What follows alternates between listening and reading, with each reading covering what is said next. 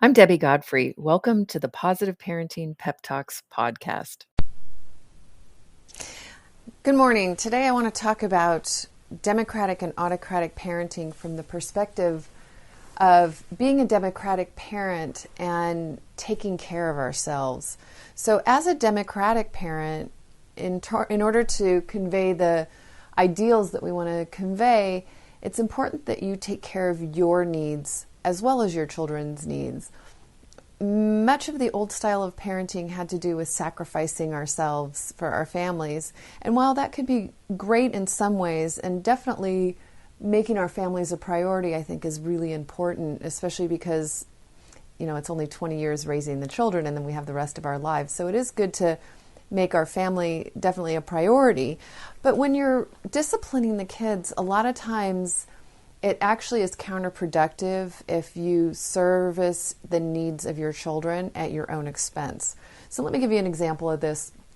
As a democratic parent, I have limits and boundaries on my time and my resources. If I were to just give nonstop, my children would not be learning the value of being empathetic for others or being concerned about what other people need too. And I think this is one of the biggest mistakes that people think of when they think of positive parenting or democratic parenting. They think it's letting kids have whatever they want or making all their own decisions. But democracy really is freedom within limits, and those limits are when your freedom is affecting the freedom of other people. And so this is what we want to keep in mind as we're parenting, that our kids need to be modeled. Yes, they have freedom of expression and freedom to think and freedom to express, as long as that doesn't interfere with the rights of other people to their freedom. And so when, for example, my kids, at a certain period of time, they would ask for things that they needed for school. Let's say were out of pens or pencils or paper or something like that.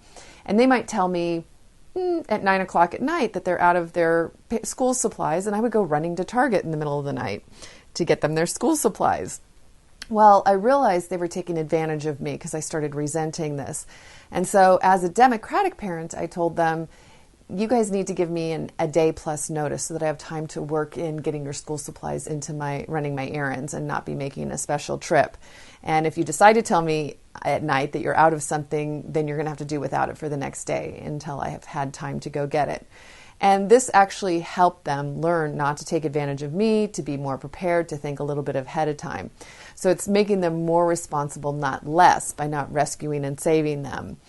And another example of this is that occasionally you may allow them to fail on a school project. Now, you don't want to let them fail in school in general. We talked about that in natural consequences. But if it's a project that they're doing and they've decided to wait till the last minute, or they've decided not to be as prepared as they could be, you as a democratic parent don't want to go out of your way, as in make sacrifices. Like, you don't want to stay up all night. You don't want to make a special trip at the last minute. If your child hasn't been responsible, it's not up to you to save them. It's up to them to see and experience whatever the consequences are. So you want to be empathetic with that and, be sad for them. Like, wow, it's a bummer you waited till the last minute. And unfortunately, I have a full day and I don't have any time to help you complete that project. And, good luck to you.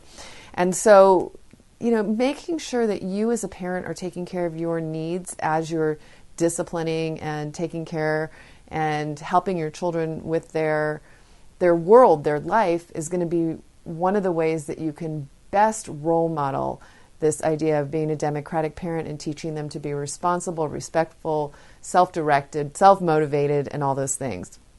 Hope this helps. Have a great day and happy parenting. I hope you enjoyed today's episode of the Positive Parenting Pep Talks podcast.